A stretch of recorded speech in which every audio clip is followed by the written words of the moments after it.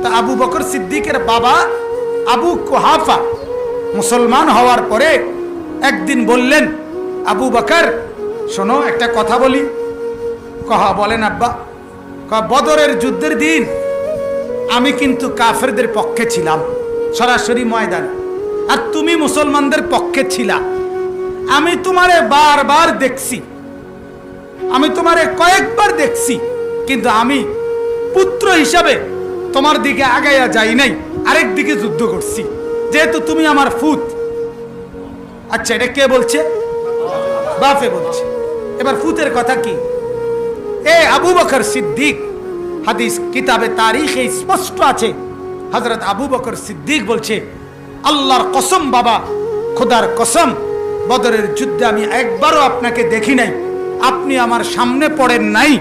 খোদার কসম, যদি আপনি আমার সামনে পড়তেন, আমার তরবারির প্রথম কোফ আপনার গর্দানেই পড়ত, আমি আলাদা করে ফেলতাম আপনাকে। কারণ কি বড়? ঈমান বড়, ঈমান বড়। আপনি আমার বাপ, আমি এটা দেখতাম না। বলেন সাহাবায়ে কেরাম এটাই বুঝছেন, ঈমান বড়। হযরত আব্দুল্লাহ ইবনে উবাই ইবনে সালুল, আপনারা অনেকেই জানেন এর নাম। নবীজির জামানায় মদিনায় সবচেয়ে বড় মুনাফিক যে ছিল, মুনাফিক সর্দার, তার নাম ছিল আব্দুল্লাহ ইবনে উবাই। কি নাম কোন?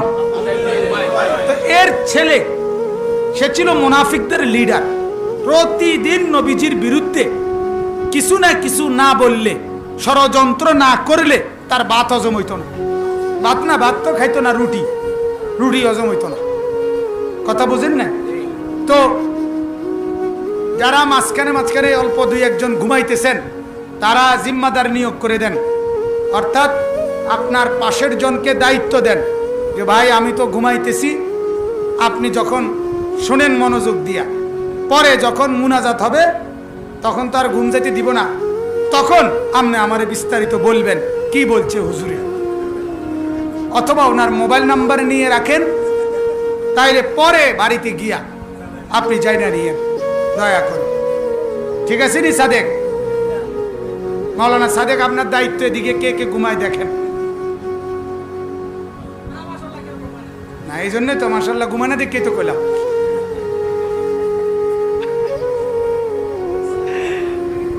যাই হোক, তো বলতেছিলাম, কি বলতেছিলাম? হ্যাঁ, এই আব্দুল্লাহ ইবনে উবাই মুনাফিক সর্দার, প্রতিদিন নবীজির বিরোধিতা করত, যেই কোনো কিছুতে, যেই কোনো কিছু। মুনাফিক ছিল সে। তার ছেলে ছিল আপনার পাক্কা সাহাবী। এই কার? মুনাফিক সর্দারের ছেলের নামও ছিল আব্দুল্লাহ, বাপের নামও আব্দুল্লাহ, ছেলের নামও আব্দুল্লাহ। আরব দেশে এটা অ্যাভেলেবেল, বাপ পুত নাতি সব একই রকম নাম। চার ছেলে, চারো পুতের নাম মোহাম্মদ। জানেন এটা এখনো? মোহাম্মদ আল আউয়াল, মোহাম্মদ আল সানি, মোহাম্মদ আল সালিস, মোহাম্মদ আর রাবি, প্রথম মোহাম্মদ, দ্বিতীয় মোহাম্মদ, তৃতীয় মোহাম্মদ, চতুর্থ মোহাম্মদ, সব পুত মোহাম্মদ।